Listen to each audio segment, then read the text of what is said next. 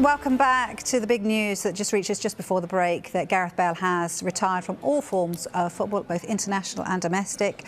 You can know it's big news when we've got two of our big names on set as well. Mark McAdam and Michael Bridge join me now. Look, I'm going to start with you, Mark. Did we expect this, do you think? I think there was a lot of rumours circulating off the back of the World Cup and before the World Cup in the lead up to the big competition that this might be Gareth Bale's last tournament. It might be his last kick of professional in football, and you've certainly felt like that it was all building towards this big crescendo, this big finish, this big opportunity for Wales with this team that was coming towards the end of, you had some of the big players that were coming towards the end of their time at Wales. But there's been a little bit of a gap, a little bit of silence. Clearly, he's spent some time to just reflect, look back and decide what's right for him and his family. We know that Gareth Bale had gone through a number of injury problems in the latter stages of his career, and perhaps it felt like he wasn't quite fully fit during the World Cup, but he pushed himself to be there, to be the leader, to be the captain and the man that the whole nation had rested their hopes on. And at times he didn't play some of his best football, but he gave everything, and that was the key thing for him. So the decision now comes as a little bit of a surprise at this moment, but certainly in the last 6 months or so, it's been on the cards that he was coming towards the latter stages of his career. It's interesting because he makes two statements as well, Michael, to sort of say goodbye to the Welsh fans that absolutely adore him, and also domestically.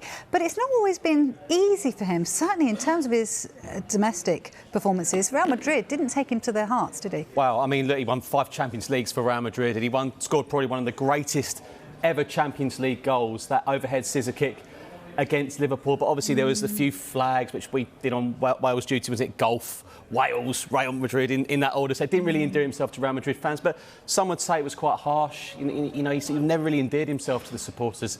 I remember a goal he scored in the Copa del Rey. He sort of ran off the pitch against Barcelona, coming back on with that electric pace he had and scoring. But I never felt he was loved. But he was in that Cristiano Ronaldo era as well, wasn't he? But look, I saw him at Tottenham for 2 spells. His first spell was quite incredible. He was a phenomenal player, which earned him that then world record £85 million fee from Tottenham Hotspur to Real Madrid. Spurs replaced him with 7 players. 6 got sold pretty much a year later. He was that important to the football club. And I echo what Mark says there. It's probably a little bit surprising the timing. Yeah. But it was a disappointing campaign for Wales, wasn't it? And Rob Page probably looked to rebuild now. But I think the 2 statements say something as well in terms of just how much playing for Wales meant to Gareth Bale. Playing for arguably the biggest club in world football, but it was always Wales, Wales, Wales. Played in a lot of friendly games as well. They obviously handled his injuries as well, but he always wanted to play for his national side. And he's only 33, I say that because, like you mentioned, Cristiano Ronaldo going on past 37, you'd think. So do you think there was an aspect of this he could have perhaps given up the international scene and potentially stayed on playing domestic football? Of course, yeah, he could have done. He went to the MLS, didn't he, for the latter stages of his career. You always felt like that was the right thing to do, like Michael says, for Wales. He would be in peak fitness coming towards the end of the MLS season at LA, in good physical practice, ready for a World Cup campaign.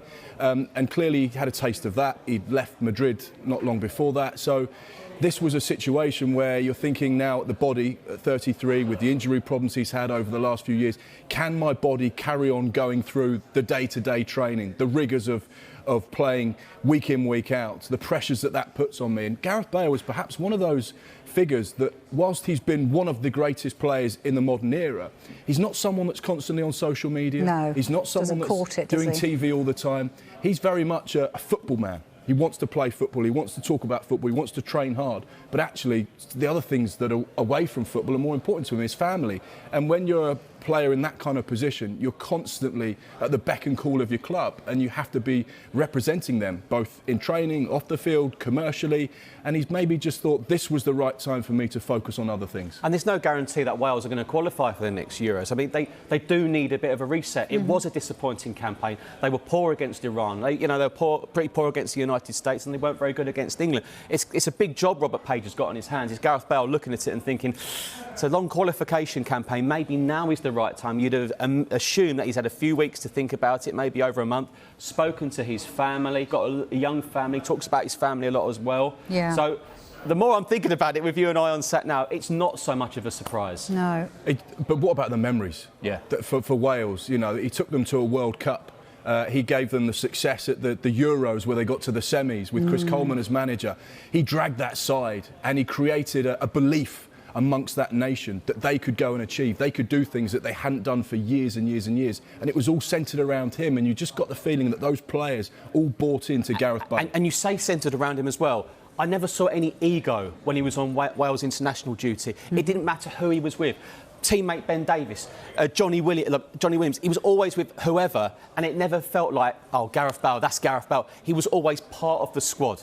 Yeah, I mean, it's interesting, isn't it? I read a little bit of his statements, certainly in terms of what he's done domestically. He said, from the very first touch at Southampton to my last with LAFC, and everything in between shaped a club career that I have immense pride and gratitude for. Playing for and captaining my country 111 times has truly been a dream come true. To show my gratitude to all of those that have played their part along this journey feels like an impossibility. I feel indebted to many people for helping to change my life and shape my career in a way I couldn't have ever dreamed of when I first started out as a 9-year-old. And I want to take you back, Mark, to where it all started. You know, I mean, when we saw him come onto the scene at Southampton, he was like breathtaking. I'm not saying he wasn't certainly in his latter years as well, but he was literally one of those players that you go, oh, wow. Absolutely. I remember watching him back in 2004-05 playing for the Southampton under-18s. And he played at left-back, actually. It was Harry Redknapp that moved him further forward. Wow. And we'll probably speak about that in a few moments' time because you were watching Tottenham at that time. But it was George Burley that gave him his debut in April 2006. He played a couple of championship games at the back end of the 2005-06 season. And everyone just thought, well, he's a good player. He's got something a bit different. But he started in the following campaign. He had a brilliant pre-season in 2006-07. George Burley clearly saw something from him in training. He was a quiet lad, but he did his talking on the pitch. And I remember there were a couple of significant games at the beginning of that championship campaign. He scored this brilliant free kick. Derby away. And great memory, Michael. And that was almost his introduction. I'm not just a left-back. I can do something a bit special. And that free kick was very special. And he took all the free kicks from that point on. And he was just a big part of that Southampton side. And very early on, you saw something in him that was special and that was different. And he had the ability to get on the ball. He wasn't the biggest physically, but he was strong and he was sturdy. And you couldn't tackle him. You couldn't get the ball off of him. But he had an engine that took him up and down the pitch. And he was everything that any manager would want from a young lad coming through the youth system. And he come through that very famous Southampton academy, but he was almost in the shadow of people like Theo Walcott, who was being spoken about, and Alex Oxlade-Chamberlain. One of his teammates, Jake Thompson, was very highly rated at that stage as well. But Gareth was unassuming, but ended up being a worldwide superstar. Mark mentions the left-back role as well. There was a very famous game at the San Siro. I was there in the away end. Inter Milan against Tottenham Hotspur. Spurs 4-0 down. Aurelio Gomez had just been sent off. And then all of a sudden, Gareth Bale bombing down that left, bombing. He scores a hat-trick. And his career spiralled then. And Harry, who hopefully might be able to speak to later, he said, I can't play him left-back anymore. He's got to go forward. And he had that entire left-hand side on his own. And then the second game against Inter Milan in the Champions League, he gave Maicon an absolute torrid time. Tottenham won 3-1. I think Pavlyuchenko scored from a Bale cross. Crouch, if memory serves me right. And that was when people were really starting to take notice of Gareth Bale. And then when Harry Redknapp left, Andre Villas-Boas started using him as a second forward and number 10. And that's when we got to the stage. This guy can do pretty much everything. He's special.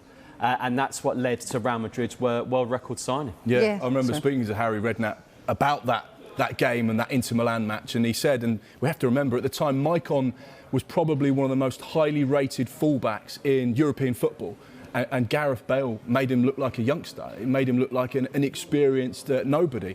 Such was the performance. And I remember Harry Redknapp saying to me, the only thing I said at half-time was get the ball to Gareth. Get the ball to Gareth. Give Gareth the ball. That was his team talk. He didn't have any other team talk. Like Pele in The Great Escape, just to get it to Pele, basically. Yeah. And when Spurs sold him, it said they'd sold Elvis but bought the Beatles because Spurs brought 7 in. They were not the Beatles, trust me. It was very, very hard to replace. Yeah, I mean, the beauty of him was that, you know, Michael talks about it like an excited puppy there when he watched him. But, you know, that's what you did. When you watched him, you got super excited because he was the type of player that could change a game, couldn't he? His whole career was littered with silverware and with trophies, most of it, of course, at Real Madrid. But that man got used to winning cups, winning trophies and being part of a really successful side. And you saw that particularly at Real Madrid, and he was the type of player that could transform a game in a heartbeat because of his pace and dynamism and the way he had strength on the ball and the way he could just glide through the surface and take teams up the pitch and make things happen. And the great thing is he's such a down-to-earth, modest, genuine guy. And I've been lucky enough to interview him a couple of times, and you always walk away thinking he's a normal bloke that just loves football, and that's his job.